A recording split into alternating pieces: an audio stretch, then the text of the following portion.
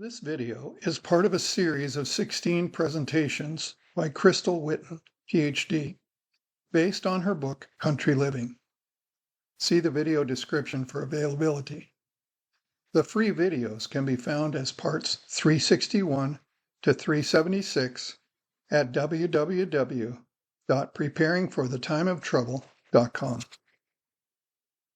I'm thinking of Phineas Gage, who maybe you've heard this story. He was a railroad workman, and he was a family man. He went to church every week, and he was working on the railroad, and he had a freak accident that drove a stake through his eye. It went through his eye, kind of through this part of his head and out the other side. And fortunately, it didn't kill him. And so he survived it. But instead of being a family man, he started hanging out at the bars every night. He quit going to church. He started cursing. And so these are signs that he literally lost his frontal lobes. I mean, physically lost them. And so that we don't always get to see it happen the way it happened to Phineas Gage, but it was a very stark example of what can happen when you do lose, I mean, literally your frontal lobes. Increases in carbohydrate and sweet cravings, loss of emotional recognition. When someone loses a loved one, not having an appropriate response to that. These are all things that are inappropriate sexual behaviors. I'll tell you real quickly, I had a client. I used to do a clinic in Mena, Arkansas, and I had a client come in, and I probably can't say too much since this is being filmed, but come to find out, this person had had an accident, and he had laid in a ditch for a day. You know, after he'd had an accident on a motorcycle, he was flipped off the motorcycle, got a head injury, and his head injury actually explained a lot of his medical issues. But they had never connected it back to that injury. They had never connected it to a frontal lobe issue. And so I was able to evaluate that and let him know about that. Let's keep going, because we have a lot of slides to get to. Changes in moral beliefs. Maybe, just like Phineas Gage, you grew up in the church having very strong beliefs. Your frontal lobes go offline, and now those beliefs, you don't hold those beliefs anymore. And that's a very sad thing. That is a frontal lobe. It's not an intelligence issue. Definitely frontal lobe. Addictions, disorganization, the inability to properly use language, dementia, chaotic thinking, being susceptible to deception. We talked yesterday, we went to the Bible, and we found that when you believe the tiniest, smallest, little bitty lie, Satan can present you with a bigger lie. The next time you'll fall for that. And then you keep falling for a bigger and bigger lie, and you'll at some point believe anything. It's called a grand delusion. So that is also a sign of frontal lobe dysfunction. Okay, I want to go back here, morality. So how many of us think we're a moral person? I would think most of us are probably going to raise our hands. I know we should. But what actually constitutes morality? Do we define morality, or is morality defined by X? What defines morality? So the Bible, yeah. The Bible definitely defines our morality, but let me ask you this. So we all have a lens or a pair of glasses that we wear, and I love your glasses. They're awesome. So do we see the culture through the lens of the Bible, or do we see the Bible through the lens of culture? And that's a big distinction that we need to make. And a lot of people today see culture, they see the Bible through the lens of culture. And that's not the right lens to look at it, because it's always going to be a moving target if we see the Bible through the lens of culture. So we have to always see culture through the lens of the Bible.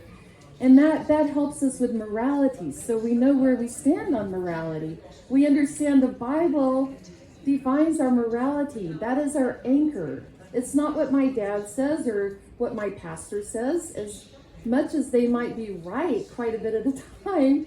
they may not be right all the time. So the Bible must be our anchor. Well, I started thinking about morality because I work in a prison, I volunteer in a prison, and I'm a chaplain for my local police department. And one thing that I've studied for many decades is something called Kohlberg's theory of moral development. And Kohlberg was a psychologist who studied 8 to 16-year-old boys. And Kohlberg defined how these boys, how their morality developed over their lifetime. Maybe not their entire lifetime, but for a number of years he followed them. And he actually came up with 6 stages of morality. So the first level, 1 and 2, the first stage 1, you operate by avoiding punishment, and this is how little children operate. Stage 2, you're used to getting what you want by reciprocity, or kind of wheeling and dealing with people to get what you want. Well, if you don't have something, I'll trade you and I'll get that. Then there's conventional, stage 3 and 4. So meeting expectations. Many of us stay at this level, stage 3, meeting expectations. And that's, I think the majority of people, this is where we are. And then stage 4, if you can read that, it's fulfilling the duties and upholding the law. So I'm working with a police department and they're stage 4, and they're policing people who are at different various stages. They could be at stage 2 or 3. So it's very interesting. Now, most Adventists kind of stop right there. They're in stages 3 and 4. And this is where most people stop. This is just where it is. One of the churches I attended before I joined a smaller church, I went to the Sabbath school, and the man teaching the Sabbath school had left the church in his 20s, and because someone had offended him. And here he is, probably in his 70s now, and he's still complaining about what happened in his 20s. He's come back to the church, but he's still kind of stuck in that mentality that I'm back, but you know, the church wronged me and did this and that to me. And so that's a kind of, you've kind of reached a stopping point in your moral development, because really we need to, as Christians, be pushing towards stages 5 and 6. And let me tell you a little bit about stages 5 and 6. So this is according to Kohlberg. So Kohlberg says that when we reach stage 5, we realize that even though there are rules, that sometimes those rules can be broken, and they should be broken. Is that right? We all operate by that, and I know many of you are parents, and you have rules, but sometimes we break those rules, right? Because there's something bigger in play. Something bigger is happening. So we can realize that. We might help someone. This is like pulling someone's ox out of the ditch on Sabbath, right? They really need help. It doesn't matter that, okay, this is my day of worship and rest, but this person needs help. I'm going to help them because they need help. But stage 6 is probably one of the most interesting stages, and this is where we completely remove ourselves out of the equation. And our needs they don't matter anymore. It's your needs matter. Your needs matter, and if this person has needs, no matter what is going on in my life, I suspend my functions for that day, and I help this lady right here who really has a need. So I remove myself out of the equation. Very few people do that. But it has a moral equivalent in the Bible, and that's agape love. And Christ showed us agape love. And that's what we're supposed to show other people. We're supposed to be Christ's hands and feet, right? And show that agape love. Did Christ ever count the cost to himself when he helped other people? That's agape love. And many of us can do that for our children, right? I see many people that would do anything for their children. But it kind of stops right there at that familial bond with their children. And so it doesn't always extend to other people. But I believe that Christ is calling us in these last days. I don't know how long we have here on this planet, But I believe that Christ is calling us to exhibit agape love to other people. And we may not be able to do it all the time, but I do believe that we are called to do that as much as possible. And so I started thinking about, I lost my computer. It crashed. I had to send it to California for recovery. And without my computer, I'm kind of lost. So I thought, I'm going to spend 2 weeks in the Bible looking at what the Bible says about moral development. Does it have a stage? You go through stage. And no one else has really done this. So I thought, well, I kind of want to look at this. What I found was absolutely incredible. The Bible has a lot to say about moral development, but it doesn't happen in stages. So let me give you some examples. Samuel, remember Hannah couldn't have a baby? And then she promised the Lord, if you give me a baby, I will raise this baby to work in your temple. I will raise this baby to be your servant. And that's exactly what happened. The Lord opened up her womb and she had Samuel. And I don't know how long she raised Samuel before she took him to the temple, to Eli, to live in the temple. But it was 3 years. Okay, I was thinking that number, but I wasn't quite sure. So she had a 3-year-old kid. I mean, that's a very young age to be taking your child to the temple and leaving them in the care of an older man. Isn't that, can you ladies even register that concept? That's a difficult concept. But at a very early age, Samuel had a very advanced level of moral development. Don't you agree? You can remember the story about Samuel. And that is just amazing. And Mrs. White actually says that our children's character is set in place by what age? By age 3. So those first 3.5 years, including in utero, are very important. And so moral development is something that happens at a very, very early age. And I'm going to make the argument a little bit later that living in the country makes it easier to instill those principles in a young child. I have not had kids, so you guys can confirm if this is true or not. Another example, but I have had university kids. So another great example is Saul of Tarsus. So remember Saul of Tarsus? He thought he was doing the Lord's work, right? Was he really doing the Lord's work? No, he was torturing and killing the Christians who were Christ followers. But on the road to Damascus, what happened? He was struck blind.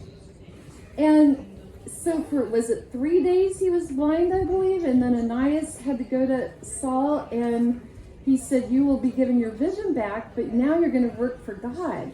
And so very rapidly, Saul, his moral development went from A to Z almost. And so in the Bible, moral development does not necessarily follow a linear track. It can happen rapidly. And this is good news. Look at the thief on the cross. What happened to him? He realized just being in the presence of Jesus on the cross, just being in his presence, he realized, I need to accept this Jesus. And he accepted it. And Jesus said, today you will be with me in paradise, meaning today you have accepted me. This is your fate. And so the Bible is really amazing. The Bible, God can use any of us. At any point, our moral development can go from A to Z, just like it did with Saul of Tarsus. And so there's hope for all of us, which is great. So I'm actually working on kind of another model of moral development. So it's really important that we understand our moral development. The anchor is the Bible, but we also teach our children about moral development. And what does that mean? And so I didn't bring it with me. It's not far enough along, but I've been through almost the entire Bible looking for statements that indicate moral development. And so hopefully I'll get that put together at some point. But our thoughts lead to actions which indicate our degree of moral development. And so yesterday we talked about what happens when someone does something that hurts you, or they say something about you, what are we supposed to do? We're supposed to forgive, and we're not supposed to get into arguments, right?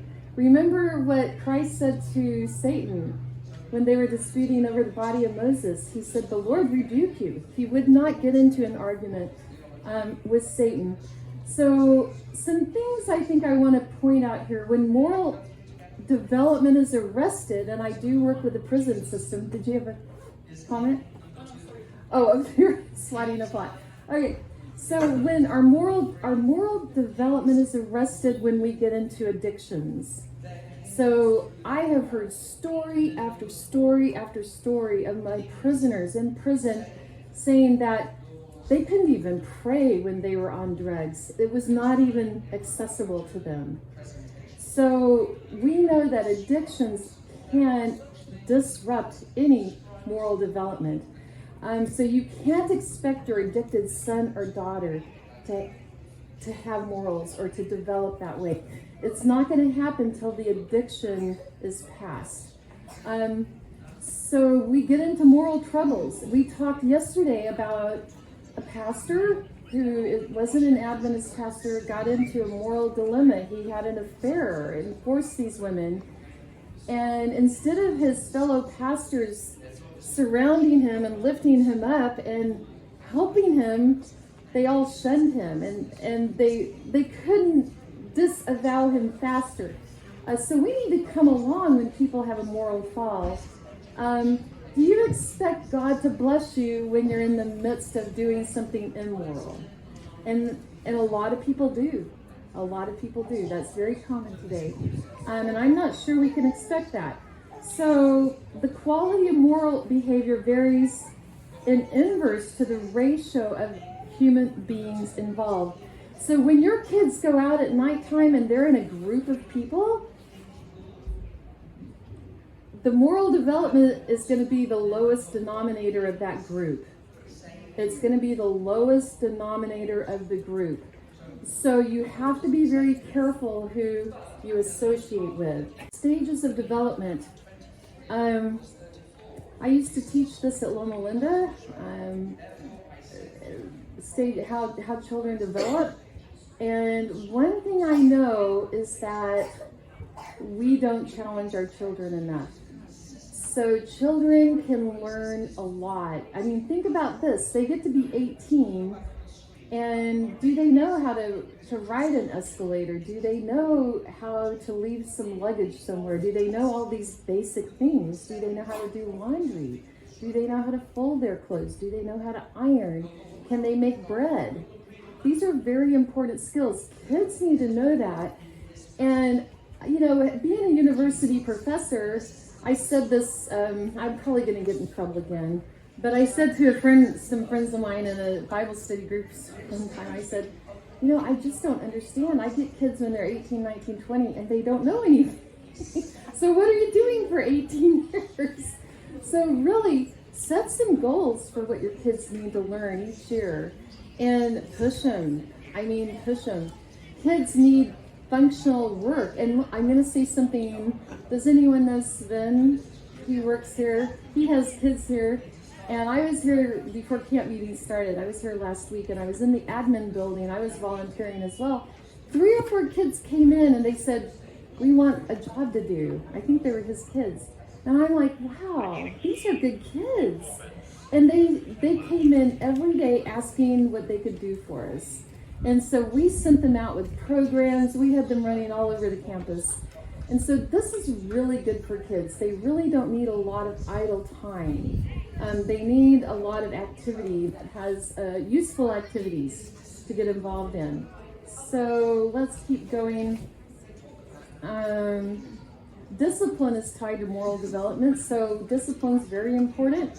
I know my mom was a disciplinarian, and I usually tried to modify my behavior before I knew I would get a spanking.